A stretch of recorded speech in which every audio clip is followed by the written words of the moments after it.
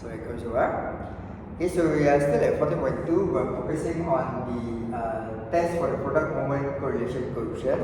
Okay, the R value. Okay, so for this one, there's a lot of technicalities, but basically we are trying to see whether the R value will tell us anything, and there's a test for it. Okay, so take note. Okay, so I'll jump straight to the example. Okay, so the number of times students are late for school and the distance they live is thought to be related. That means if you stay far away, that means you'll be late. Okay, so a sample of 8 students is selected randomly and the data for the previous 6 weeks is checked, and then the following results are obtained. Right? Okay, so you're supposed to test at 5% significance level whether there's a linear relationship between the two variables.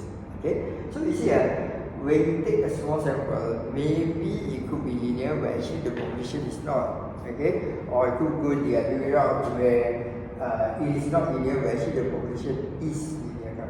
So there is a function in your GDC which I will cover at this part.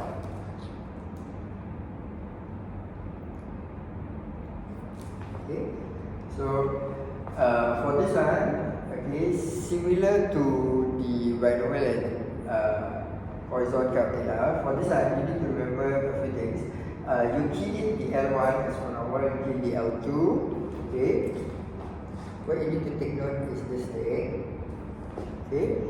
Because you are dealing with R value, right, your stat diagnostic must be set to on first.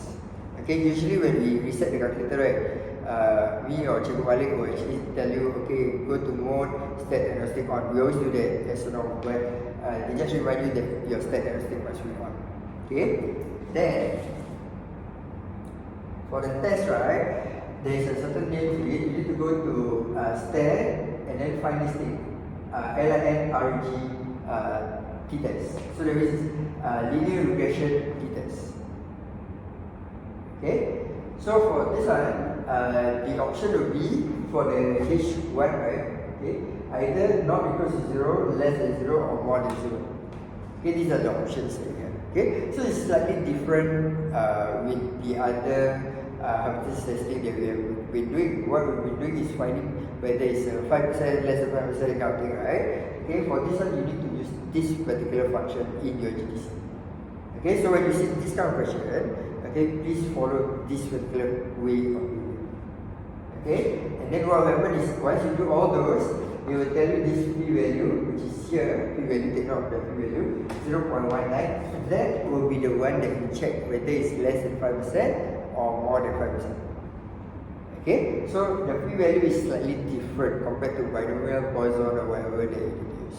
Okay, okay, so take note of this particular linear regression test. So how does the question look like? So they will say test a 5% significance level whether there is a linear relationship. So this is the way they phrase the question. Okay, so you have to see whether there is a linear relationship. H naught will always be rho. This is called rho, RH rho. Rho is equal to 0.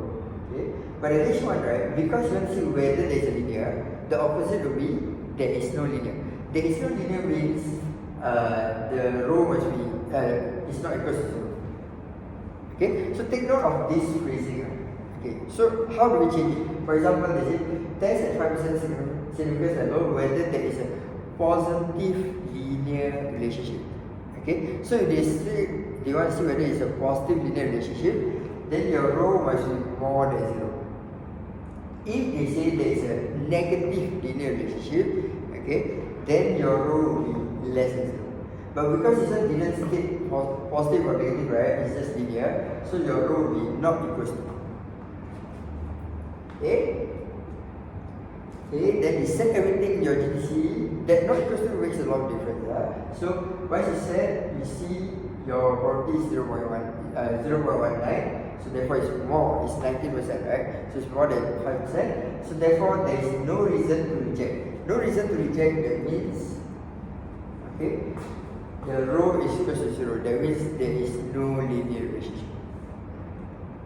Okay, so this part is rather small, it's just a small part, but just take note of the way you press your GDC because it's not the same as compared to your two others that you learned in the first two parts of the video. Right? Okay, so that's it for the correlation coefficient. Okay, the test for it. Akhiri sekali, Assalamualaikum.